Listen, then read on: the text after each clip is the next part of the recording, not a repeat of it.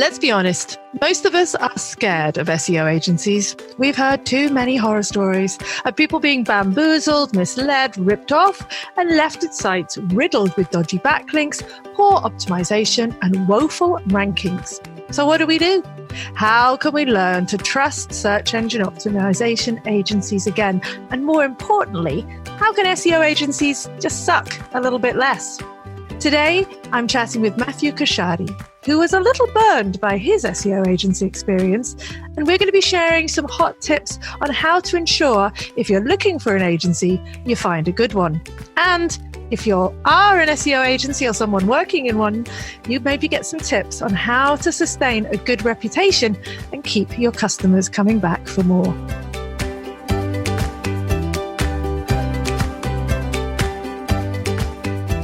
Hello, my name is Kate Toon and I'm the head chef at the Recipe for SEO Success, an online learning hub for all things related to search engine optimization. And I love SEO. And today I'm talking with Mathew Cocciardi. Hello, Matt. Yeah, g'day, Kate. How are you? I'm very well. It's lovely to have you here. I'm going to do what I always do and start by reading out your illustrious bio. Are you ready? Far away. It's always a bit awkward when people read out your bio. So Mathew left a family business to pursue a passion business. Sniper's Den opened in August 2009, almost 10 years ago now. Mathew has grown the business into a significant player in the paintball industry. He caters to around 8,000 customers a year, as well as hosting Victorian paintball tournaments. Mathew also now helps organise the Melbourne SEO Meetup, which started his SEO journey and led him to the Recipe for SEO Success. So, yeah, Matt, we've known each other for how long now? A couple of years? 3 years? Look, probably even a little bit longer, 3 or 4 years maybe. Like it's been a bit of a journey. I think you sort of hit us probably down towards the low point of it all at the time too. So. It was a low ebb. So I remember when Matt joined the course about, I say 3 or 4 years ago, and I think you'd been hit with a little bit of negative SEO, hadn't you? Or some things weren't going around. Let me stop telling your story for you and let's start at the beginning. So you had this business and you employed an SEO agency. What led you to seeking out an SEO agency in the first place? Look, we sort of looked at the industry. We were a bit late to the party, so there were a lot of established businesses in our industry already. We looked into it. I don't think many of them were doing online very well at the time, so it was a bit of an opportunity for us to try and enter the market in an area that we had an advantage.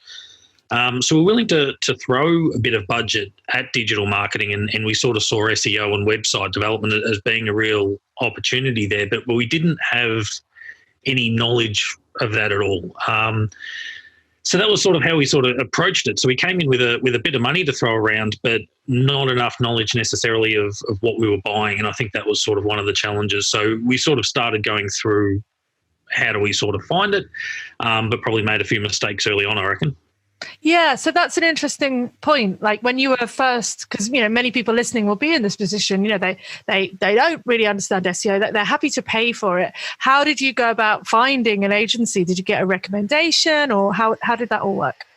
A lot of research still. Like it's not something I just sort of picked the first one out of the phone book or whatever. So at the time we thought we were being pretty clever. We found some keywords that seemed to be very competitive, and then looked at who was performing in those keywords and then tried to backtrack it to the agencies that were delivering it. We thought that was a very clever way to go about it.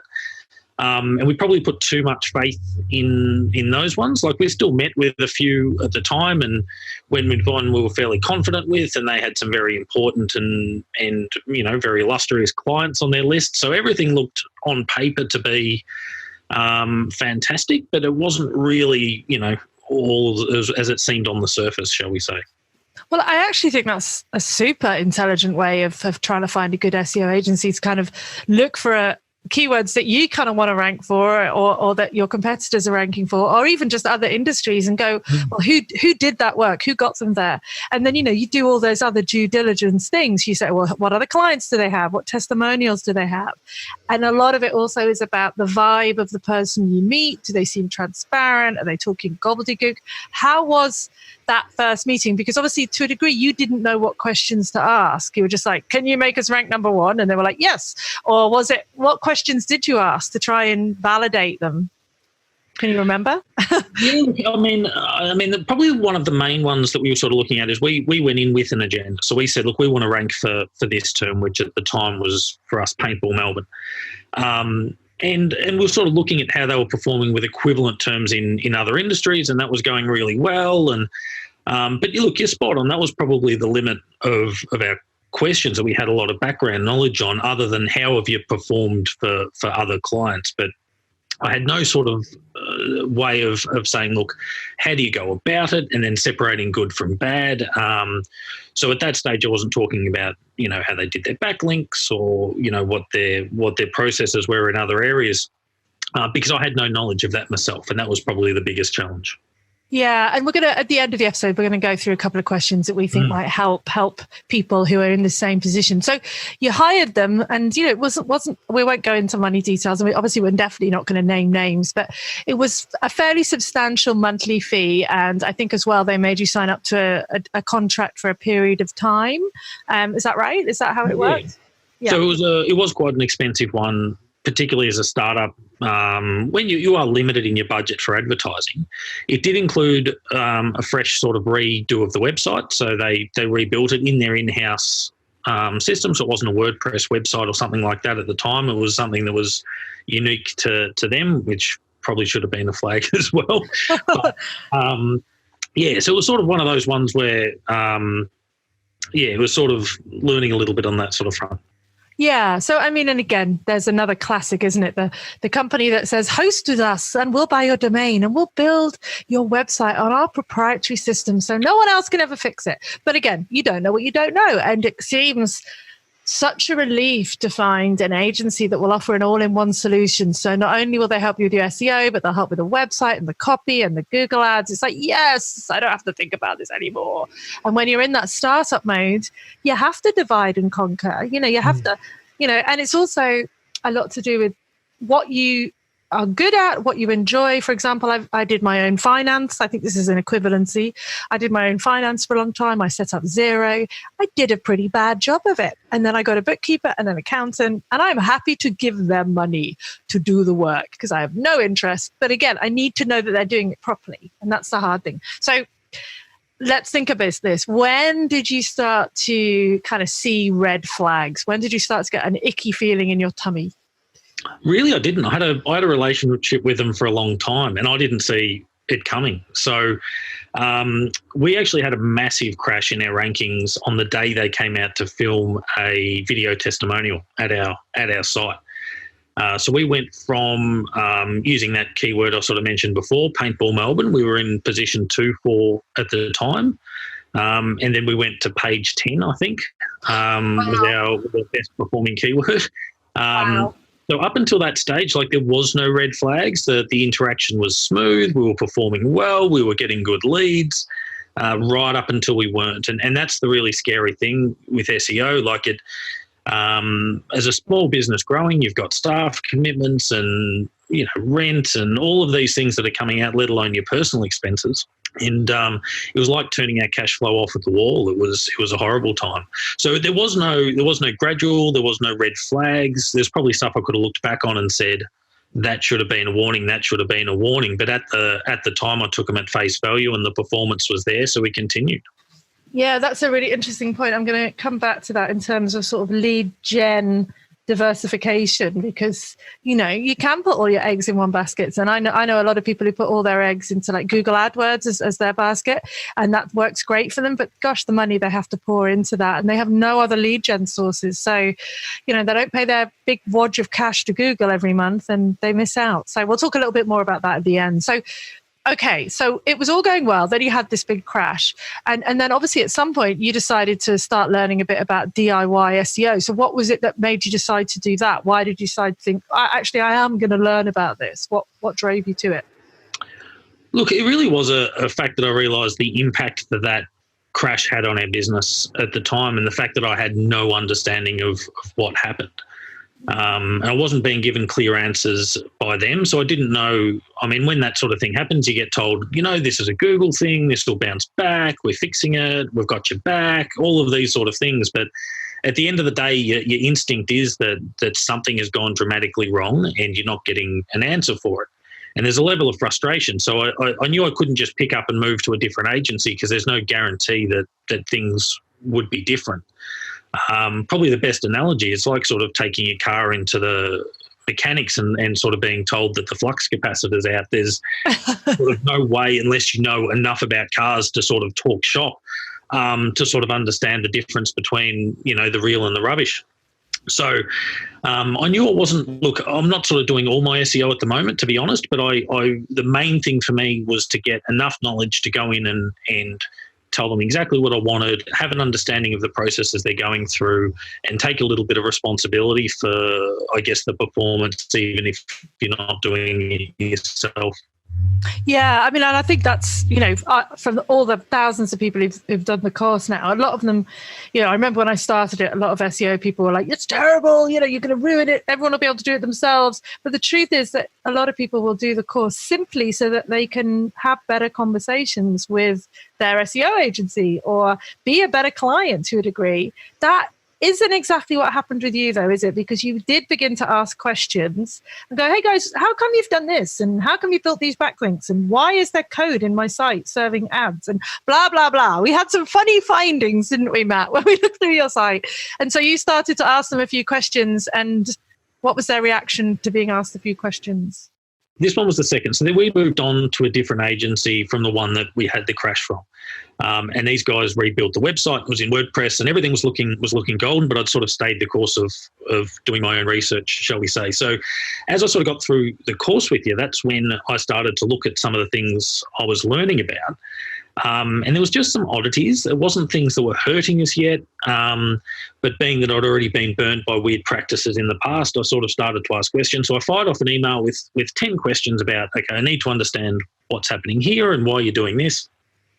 The email I got back was really short, actually, which was simply, I think you've outgrown us. It might be time to move on. Which was a really odd one. I think I'm sort of one of very few people that have been sacked by an agency as a client. And it was really just came back from asking questions about weird redirects, and it was just some really odd behaviour that I didn't understand. So I'm glad I asked the questions, but that's sort of probably the thing I learned from it is to where to look and just how to look under the bonnet a little bit and understand what's happening. Yeah, it's interesting. I actually got fired by my accountant last week in a similar scenario because I've never really taken a really close look at my figures, which is terrible. I shouldn't admit that, but I'm starting to really forecast and track. And I was like, hey, how come this has been assigned here and this has been reconciled to that? I thought we'd agreed this. And I got a notice saying, yeah, I think you've outgrown us. And so you're fired. And the thing is, it's a weird thing, isn't it? Because I don't think you were in any hurry to do the SEO yourself. You just wanted to understand it. And have an honest conversation. So, yeah. Anyway, so let's move on. We've all had bad experiences, or many people have had bad experiences with SEO agencies, but lots of people have had really good experiences as well. This episode is definitely not out there to bag SEO agencies because there are amazing ones. And I think it comes down to a lot of the main issue, I think, is miscommunication, both from the SEO agency and from the client. The client doesn't know what they want. They don't understand the metrics. They don't understand what a good result is, and they don't understand what it takes to get a good result. The SEO agency isn't transparent, doesn't tell them how they do things, doesn't give them a realistic framework and say, yeah, it's going to take a year and it's going to have this impact because they want to win the client. So maybe they slightly overpromise. So we're going to go through this in a bit more detail, but if you were giving advice to someone tomorrow who's thinking about hiring an agency to get some SEO assistant, what would you already have set up website-wise before you went to them, and digital marketing-wise? What ducks would you have in a row before you went out and hired someone? Look, I think it depends on what you want. I mean, I think probably one of the first things is to understand that web development isn't straight up SEO. No. So while some places do both, I think you need to understand the difference with them. So you can come with a website design and you can have, I guess your marketing ducks lined up, and then get them to work on the SEO side if that's what you want. But I think having an understanding of what you want to achieve, there's nothing wrong necessarily with an agency going from the ground up, building your website with an SEO tilt to it. But I think it really depends on what you're sort of wanting to get out of it, whether you want to separate the two roles. But an understanding of what the difference is probably the starting point for me anyway, or would be now. Yeah, so I think that's a really good point. So I think people do mix them together, and I do think I think they're quite different disciplines. So I think, yes, you probably need a strong developer who can build you an SEO friendly site to begin with, and any of the platforms these days are pretty good. We won't talk about those. We've done other episodes on that. But if you're going to build a WordPress site, it's making sure it's speedy, it's crawlable, that the right plugins are in there. You've got security and backup. You've got an SEO plugin. And, you've understood the basics. The site doesn't take 27 minutes to load. Then an SEO agency is it's a lot more to do. I mean, lots of them will do a little bit of on-page optimization for you, but they won't generally optimize the whole site for you. They may pick a couple of pages that they're going to try and rank. And a lot of the work that an SEO agency does is actually off-site. It's building backlinks, it's building relationships, it's looking for opportunities, keyword research, reporting. But I do think there's a degree of separation. And I'm also a little bit of a person when it comes to suppliers about not trying to find an all-in-one solution, about having different people with different skill sets and disciplines. Maybe that's a trust thing, eggs in a basket. I like to have my eggs in lots of different baskets, but that's a different point.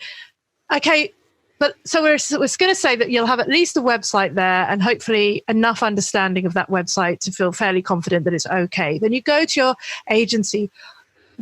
You're trying to find a trustworthy agency, and I know this is the $1 million question, but what would you look for? You tell me your things, I'll tell you my things. Look, and this is probably coming from the negative experience, but really the transparency and the willing to work together is a really key one for me now. So, I'm working with a few different people, like you say. So I've got, someone differently doing the dev side of it. I've got someone doing AdWords, and I've got someone doing the SEO side. And to be able to sort of sit down and have a meeting, set goals, and really have an understanding of the work that's being completed and how they all fit together is probably the most important, and what I was missing early on. And it was probably an ignorance that I was very comfortable with, sort of letting someone who I felt was more skilled than me just do the work and I'll pay them the money. But that would be probably my most critical thing, is to go in there, have an understanding of what's being done, and being able to see the results and see that in the reporting side of it as well. Yeah, okay, cool. I agree with all of that. I've got a long list here though, Matt, so I'm going to see what you think of mine as well. My number one tip is to not go into Facebook groups and go, do you know anyone who's good at SEO? And get 300 people responding saying, oh, you should check out Sue. Sue's lovely. She did my SEO. She's really nice. And it's like, Gail, who recommended Sue, doesn't know what SEO is. So how is Gail a good judge of what Sue's done anyway? Gail could be Sue's sister. You don't know what affiliations are going on there. Facebook groups are not where you find great SEO people. That's what I would say. I agree with that. Absolutely. And the other one is ignore the greetings of the day emails from Sanjit, who says, your site's flawed. We have found many mistakes in your website, and we can get you #1 ranking by tomorrow if you pay us this much money. I'm skeptical that some of them aren't actually from Australia. I think they might not be. I actually got one from the other day from myself. So the email was from Toon, and I was like, wow, I know I'm a bit schizo, but I don't remember writing this email. So any SEO agency worth their salt does not have to solicit for work in that way. Just as yes, there's always a bit of cold calling. I've had cold emails from copywriters and graphic designers, but generally they must work though, because why do people keep sending them? I don't know. It's terrifying. Anyway, ignore Sanji and greetings of the day. Ignore Facebook groups. My next one is forget the whole AdWords partner thing. So lots of people go, oh, we're an AdWords partner. And it's like, oh, that means I've got a secret relationship with Google. All it means is they've done their AdWords qualification. Google does not have an SEO qualification. Knowing about AdWords is not the same as knowing about SEO. I know, sweet FA about Google AdWords. I mean, I could have a pop at it, but it's a whole different discipline and something I'm not remotely interested in. So I have another person who looks after that whenever I do. Okay, I've got more. I'm going to keep going. The other one I think is really important is the kind of tummy feeling and the trust. And is the person you meet with going to be your contact moving forward? Because often they will wheel out some smooth-talking, white-toothed, schmick-suited geezer to do the sell. and then you never see that person again, and the person you're left with is like a 21-year-old kind of account manager who isn't able to talk to you in the way that you understood. Did you ever have that experience, or was the agency small? No, they were a fairly big agency. And look, I had a reasonable relationship with the account manager at the time, but it certainly wasn't the person that I had the initial meeting with. I think having a relationship with your contact at that agency and the way that relationship works is a huge part of it. They're the ones who are going to be calling a lot of the shots and where the transparency side of it comes from. So that relationship's probably more important than the relationship with the company itself, I would say. Yeah, totally. They're the ones you're going to be ringing in a panic saying, my site's dropped, so do you understand them? Do you get a good feeling from them? So important, I do think our guts tell us a lot. I think another thing is, you talked about transparency. I think flexibility is really good. So often SEO agencies will have these very strict packages, you get 10 optimization for 10 keywords and this, you get 2 blog posts and a blah, blah, blah. It's like, do they have the flexibility to tailor a solution to you? Because that solution might not be right for you. If you're a plumber trying to do some local SEO, it's going to be a lot harder than someone else in a much less competitive niche. So, understand the package and see if there's flexibility in it. I think most SEO agencies, in my experience, will ask you to commit for a period of time. And I think the reason for this is twofold. A, it takes a while. If you want to move the needle for any site, some little things will make a quick difference. But generally, to build up that authority and that expertise, authority, and trust, and the links and whatever, it takes 3 to 6 months to do anything. So I don't think that's a reason, because a lot of people go, they wanted me to sign up for 6 months. And it's like, well, I would want you to sign up for 6 months. Did you have that experience, Matt? Yeah, look, we were fine to be on a contract. So we did sign up for a 12-month contract. Part of that was because it was the web development was built into it as well. Yeah. I think probably the flip side of that too is the red flag if they're not doing that. If someone says they're going to get your results in a month, they're not doing something legitimate necessarily, like if someone's going to, pour a heap of money into really low quality backlinks, you might get a spike and then say, oh, look, there you go. That's what we've done. But that's not going to be a long-term solution that is going to benefit your company in 6 months' time and can be quite dangerous. So, so I think having an understanding that the fact that good SEO takes time does certainly reflect in a contract period to lock you both in and say, we're both in this for the long haul. No one's cutting corners. We both want to be here and making money in 6-12 months' time. That's it. You don't want to, in 2 months' time, they've gone and you've got no one to answer to. It's a commitment from both sides. They're committing to help you and to be there throughout the ups and downs of the Google roller coaster and to help you. So I don't think commitment's an issue. I do think that you need to talk about the kinds of results you're looking for, because again, some of the more new listeners to the episode will think, well, I just want to get number 1 ranking for this keyword, and this keyword. It's not, ranking is everything, but it's also not everything. You can get ranking for a keyword that delivers traffic to your site that isn't going to convert. I know that sounds really odd, but if I get to rank for number 1 for copywriter, is that going to convert for me? Possibly not, because the people typing that in might want to be copywriters. They might want copywriting books or training, which up until about 5 years ago, I didn't have. So you really have to think about that conversion intent and think about not just ranking, but traffic and conversion. So if they need to look at your figures and go, well, your site has a conversion rate of about 3%. So if we deliver you another 1,000 relevant customers, how much more money are you going to make? And that should help you make the purchase decision as well. Did any of the agencies go through that finance process with you of saying, what's your average cart value? What does the average customer spend? How many people do you need us to get to your site to hit your monthly targets? Did they ever talk about? They probably did loosely, and this is probably a mistake that I made. So we're talking about, how they can improve, but I think as a customer, there's certain things that you need to do as well. So I went in sort of saying, I want to rank for this keyword. That's how I'm going to measure your success. That's what I want you to do. Go out and get me that.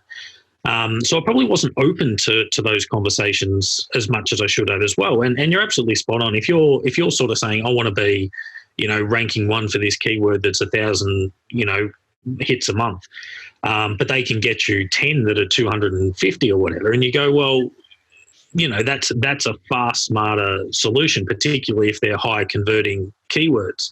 Yes. So I think having that, and that's where that two-way conversation is really important. We were talking about before, being able to sit down and letting these, some of these guys are really, really good, or guys and girls. I didn't mean to flip that way, but some of these agencies and people are really, really clever at being able to identify traffic. And being able to say, look, I think we can really hit this low-hanging branch quite quickly, and that, therefore you're making money while you're building, and it's a really smart way to do it. Now, I'll be honest, I wasn't ready for that conversation. I went in there sort of saying, do it this way, do it my way, go out and do your thing. But I think that's really important to have that sort of strategy side of it and to see that come through, but also being open to that conversation as well. So, I mean, yeah, totally. This episode is about, how can agencies suck less, but it's also about how can you suck less as a client. And I had a terrible client. He was my husband, and he was obsessed with ranking for French lessons Sydney. And I was like, you know what? Like, that's a good keyword, but there are so many other keywords that could deliver traffic, probably more traffic, because they're a bit more, they're longer tail. They've got more conversion intent. They're going to be easy to win for straight away. But he was having none of it. He was my worst ever client. And also he didn't pay me because he's my husband.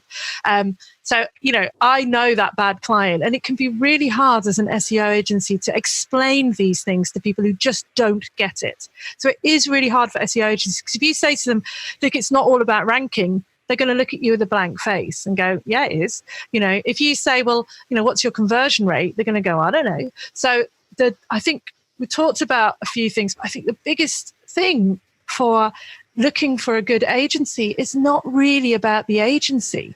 It's about you as a client understanding SEO to a degree. You don't need to become an SEO expert. You don't need to be able to replace the flux capacitor yourself, but you need to know that the flux capacitor works, what it does, and you need to be able to tell whether the flux capacitor is working or not. So, I mean, Matt, in this situation, I can pretty much guess your answer, but how do you think how important do you think it is for people to educate themselves and know the terminology with SEO before they approach an agency? Oh, look, I mean, now I'd have to say it's a huge part of it. I mean, you're spending, most reasonable sized businesses are spending in excess of $1,000 a month, which is an equivalent of a pretty serious purchase over the life of the business and a percentage of your weekly take. Early on, I was ignoring that side of things, and that's how I got involved with the SEO meetup, and that's what drew me to the Recipes for Success course, and just being able to have those conversations that we were sort of talking about without going in there and driving it with 10% of the information that you need to have those conversations. And it must be frustrating as a good agency too. Like, I would have been an absolutely horrible client for a good agency when we sat down in that first meeting, to sit down and to be dictating wrong metrics and say, that's how I'm going to measure you. It must be incredibly frustrating. And that's sort of part of the thing too, I think, is getting out of your own way. And being able to have the proper conversations about what you want. And at the end of the day, you want traffic because you want conversions, because you want sales. Yes. So to be able to work back from that and say, look, well, I'm looking for sales. That's at the end of the day what I want out of my SEO. So to go in there and to tell them that what I want is ranking for this particular keyword is incorrect.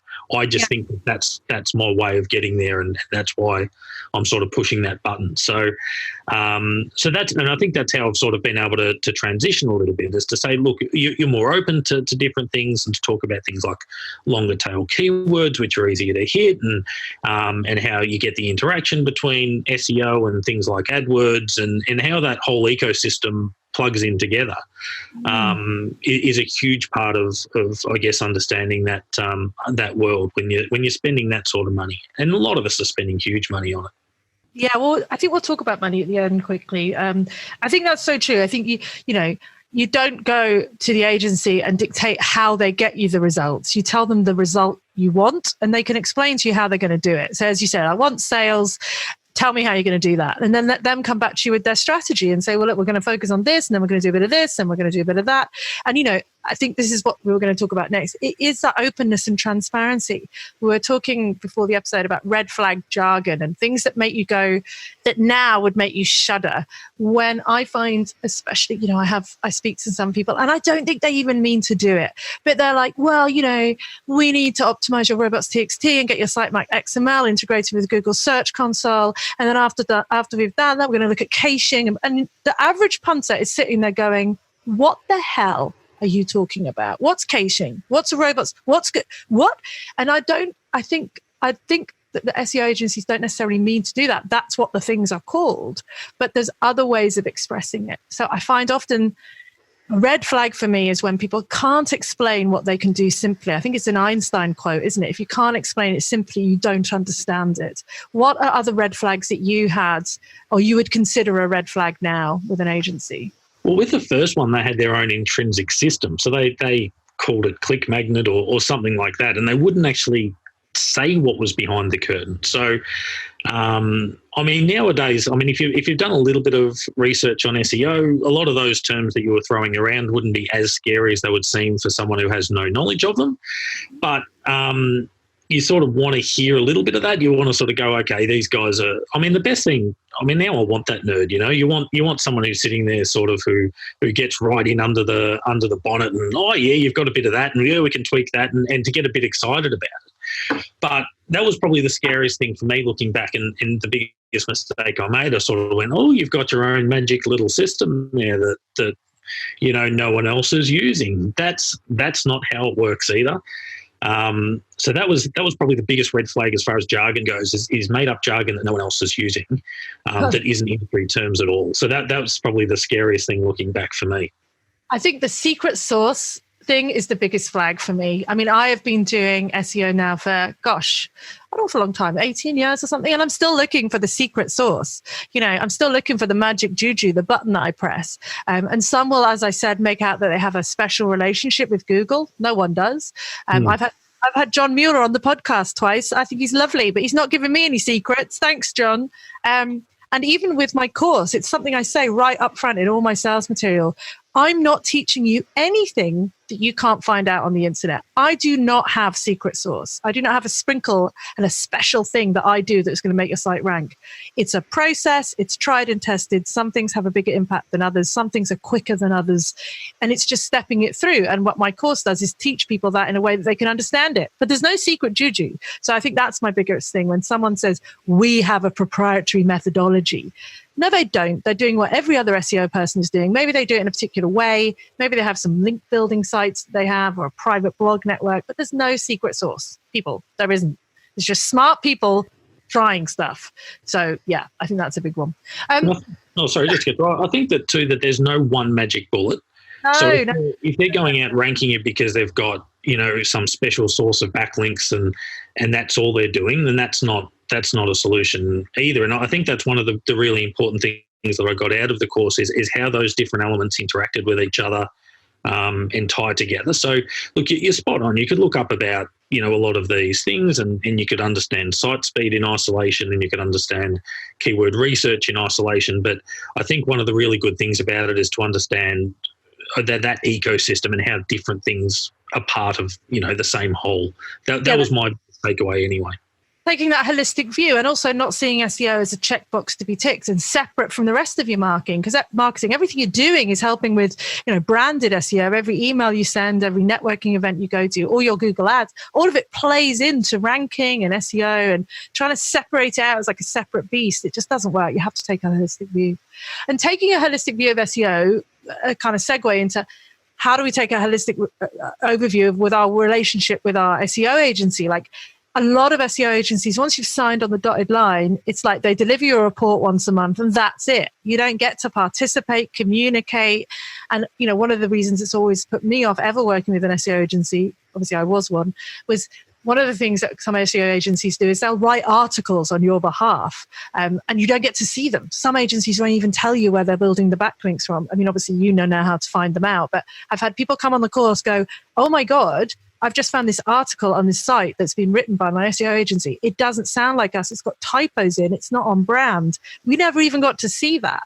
So how do you get involved in the discussion? How do you participate in the process? What's your tips on that? I think there's reporting and there's reporting. So you do want to have that. Like it's a tough one. I mean, you want to have that two-way interaction, and you want a nice report at the end of the month to understand, what's being done. And there's plenty of. I think all agencies pretty much would send a report, but some of them are going to be very simple, automated, very simplified reporting, and that's going to tell you very little, like you were talking about. You really want an understanding of what's happened that month, and then you can sort of dig into a little bit further. One of the agencies I went with would give me an example of a backlink that was generated that month, because they didn't want to share where the rest of the backlinks were coming from. But that's our website that they're impacting there for good or bad. So I think it's a matter of that. I think the flip side of that is too, if they're spending the whole month giving you an absolutely itemised 15-page report on everything they've done, they're not out there doing the work either. So it's always going to be a balancing act of communicating what they've done as clearly as possible, but you don't want to get in their way and necessarily be in there for every little step of the process, or you may as well do it yourself. So it's somewhere in that grey that you want to be living, in my opinion. Yeah, and also just have, a few tools of your own. Google Search Console will give you a complete view of most of your backlinks. It will give you some keyword ranking and click-through data. So, I'd at the very least be kind of checking the report they've given me against Google Search Console, or you can buy one of the, the softwares and pay, $100 a month to have your own tracking, whatever. I don't know if that's interfering. I think it's just monitoring to a degree, but that's what I would do. I also think that the problem with a lot of the reports that SEO agencies develop is they just give you a state of play. But the important thing to say, so this is what we're going to do differently next month. So this is how things are going. This is the click-through rates. This is where we're ranking. So for next month, to improve on this, our plan is to blah, blah, and blah. That's what I want to see, because too often I see clients who get reports, they read through them and they're like, what am I looking at? I don't really know. So I think kind of using the data to inform and talk about next steps and having discussions about next steps. I also think there's a lot business owners can do to support their SEO agency. As you said, making sure that the Google AdWords campaign is integrated. It's, you're not trying to pay for terms that you're also trying to rank organically number one. I think that's a bit of a waste of money. People might disagree. But, is there any activity you're doing, like coming on a podcast or going to an event? Keep your agency in the loop, because maybe they can use that. But again, it depends how close you are with your agency and how communicative they are, I guess. Okay. Well, I certainly work for backlinks, but probably the other one to mention there too, and it can sort of, I guess, fire back to the red flag section. Things like, there's a lot of Google things that are attached to your website. So, and that goes for AdWords and stuff as well, but Search Console and these sort of things are, you can have access to and really should. It's your site, it's your property.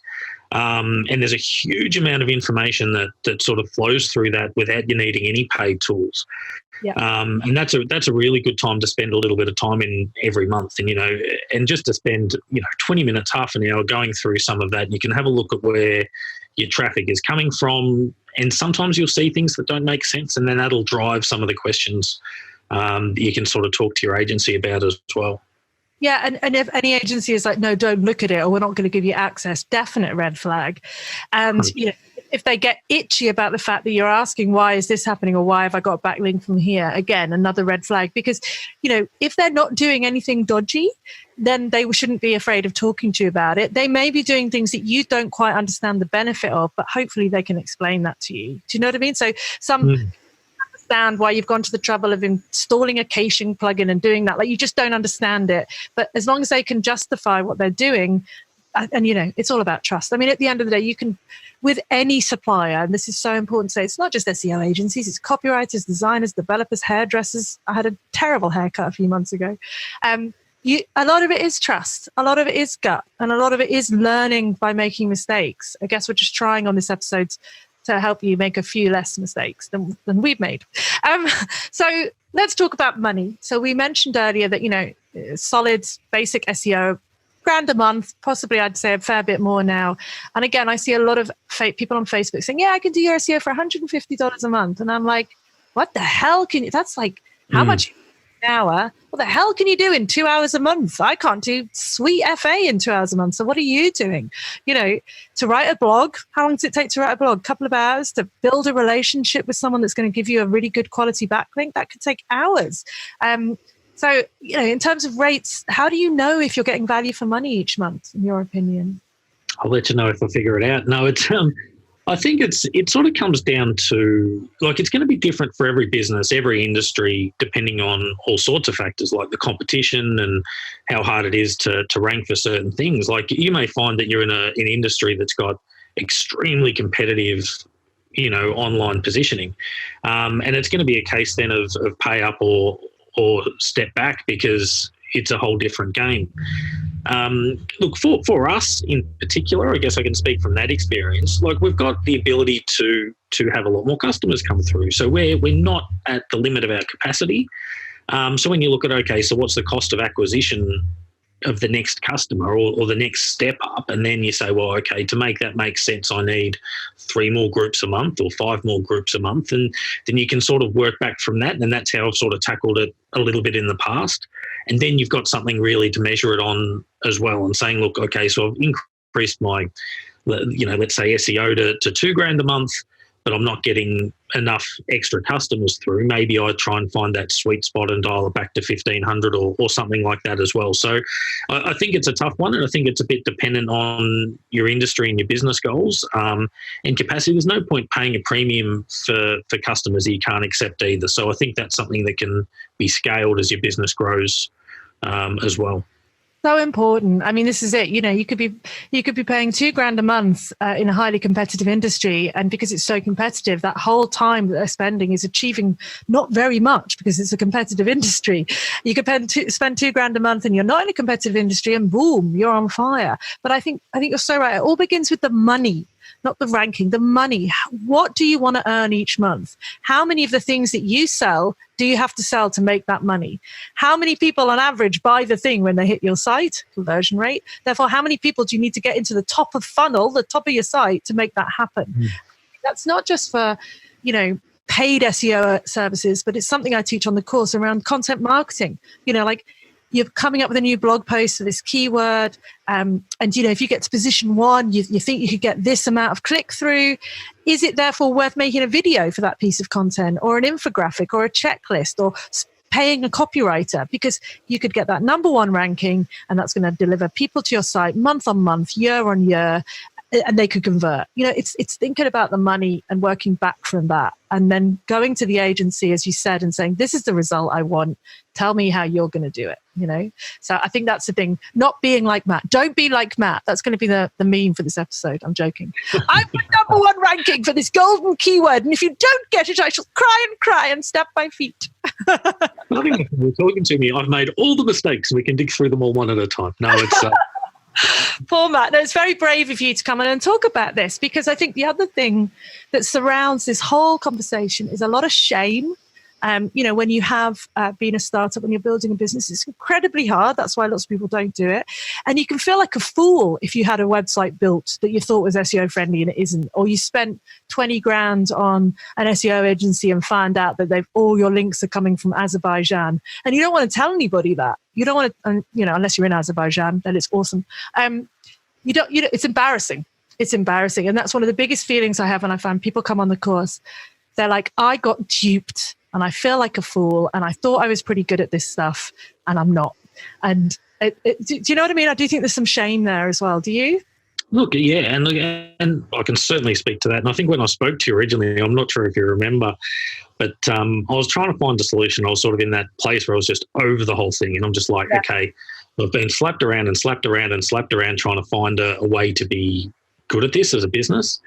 And I'm pretty sure I just said, look, I'm interested in doing the course, but give me a call, because I've had enough rubbish out there that people have just spun me crap. And we had a good little chat, but it was very reassuring to have an actual person that could talk normal language and all of that sort of stuff. But no, look, we went through all of that, and it's, look, other areas of the marketing you've got a lot more control over as someone who's just good at a business. I mean, I started a paintball field not because I was good at SEO, it's because I could give people a really, really good time, and I was passionate about that.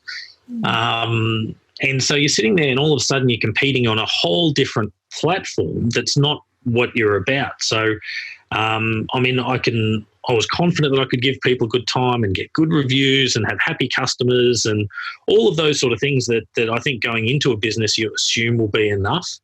And then you're forced into this world where you really don't know the game you're playing. And that was, so yeah, absolutely. You sit there and you can feel like you've failed in your marketing and that sort of stuff.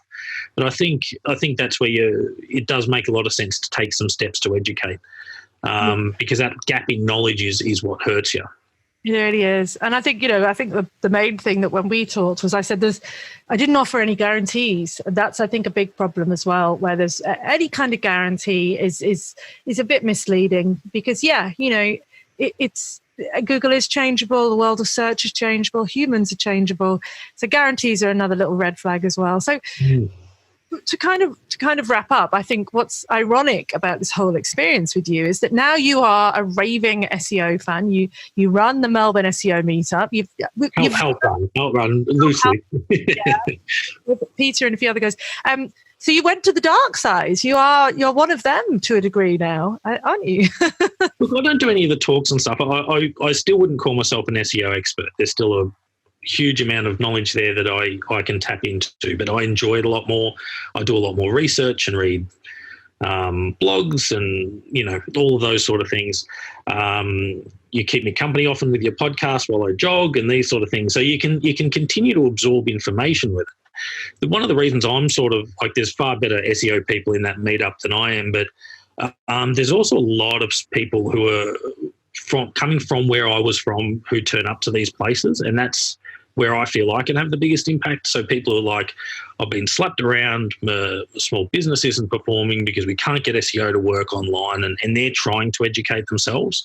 So for me, like, I guess my involvement in the meetup is a little bit of a pay it forward. But yeah, it is something you can get sucked into, and it's a little bit addictive. I think when you get those little wins and you see a little bit of a sustained increase in traffic and you're starting to get something right, and it goes the other way. It's not always a kick down. It's something you can get a bit of a kick out of as well. Yeah, I love that. And I think, no one should really call themselves an SEO expert because we're all hopefully still learning. There's so much to learn. SEO is such a huge topic. And even, in the course that I have, obviously I can't cover everything. It's 7 weeks. It covers, the basics. Like you get to the point where you can do fairly good SEO. But of course, you're not going to be doing SEO at the level of someone who does it full time for a career, for a big brand that has been doing it for 50 years. Of course, not 50 years, 15 years. It wasn't around 50 years ago. I'm not that old. So yeah, I think that constant learning is so important. And yeah, it's a nice little geek out, isn't it? Not just from getting the results, but I think one of the things I see a lot on the course is little epiphany moments where people go, that's why. Now I get it. And I love that. That for me is the goal, the empowerment, the education. And as I said, many, many people finish my course and go off and hire an SEO agency, but they get it. And they understand, and they don't ask the dumb questions, and they do ask the dumb questions because they have the confidence. And I think that's so important. So I think at the end of it, it's all about education, people, which makes it sound like a giant plug for the course, but it's not. The reason I wanted to do this episode is I do feel that SEO agencies have got a bad name, and it's a shame because there are some amazing people doing amazing work, and the reputation of the industry has been sort of shattered a little bit by all these dodgy people, and I just wonder how we claw it back. It's hard, isn't it? Well, a lot of that's going to be the customer. So by getting educated, you're going to be choosing better agencies. There's going to be more better agencies, or that's where they're going to differentiate themselves. But at the moment, like if everyone was like I was at the start and is going in with best of intentions but not the knowledge, it's going to be the ones who promise to rank in a month and all of these sort of things that are of course going to seem more attractive on paper. So I think the more businesses that have some sort of understanding of SEO, the better. The more we're going to be able to separate the good from the bad, and hopefully they become the more successful ones, because that's better for everyone, really. Yeah, they're like the cream rises to the top because they're getting the customers and the others die away. So yeah, and to a degree you get what you pay for. You need to choose someone that has a reputation to protect. Anyway, we could go on and on and on. anyone listening who is right at the start of the journey, I do have a little freebie, the SEO Nibbles course. So Google SEO Nibbles, not nipples. You can try that. You'll probably get something very dodgy. And at the end of that little 3-day course, there is a little checklist of questions you can ask your SEO agency just to make sure that you're kind of getting a bit of a vibe about what's good or bad. But yeah, hopefully this episode will help the SEO industry, especially in Australia. There's some amazing people in it, and you'll meet many of them at the Melbourne SEO meetup as well. So I'll include a link to that in the show notes. And Mathew, thank you so much for your time and sharing your story. My pleasure. Thanks for having me. Fabulous. So, as you know, at the end of each show, I like to give a shout out to one of my listeners. And this week, it's the wonderful Amy Wyhoon. And she said, I always look forward to Kate's podcast. She says, great information, and her guests have a wealth of knowledge on the topic of choice. See that, Matt? Wealth of knowledge. Awesome. So thanks to Matt, and thanks to you for listening. If you like the show, please don't forget to leave a 5-star rating and review on iTunes and Stitcher, and I think Spotify. I think we're on Spotify. I can't remember. Your review will help others find the show and learn more about the lovely world of search engine optimization. You'll also get a shout out on the show. And don't forget to check out the show notes for this episode at the www.therecipeforseosuccess.com, where you can learn more about Mathew, check out the useful links, and leave a comment on the show. Finally, don't forget to tune into my 2 other podcasts. Yes, I have 2. What an idiot. I have 3. The Hot Copy Podcast, a podcast for copywriters all about copywriting, and The Confessions of a Misfit Entrepreneur, which will be revamping and having a second series starting soon. So until next time, happy SEOing.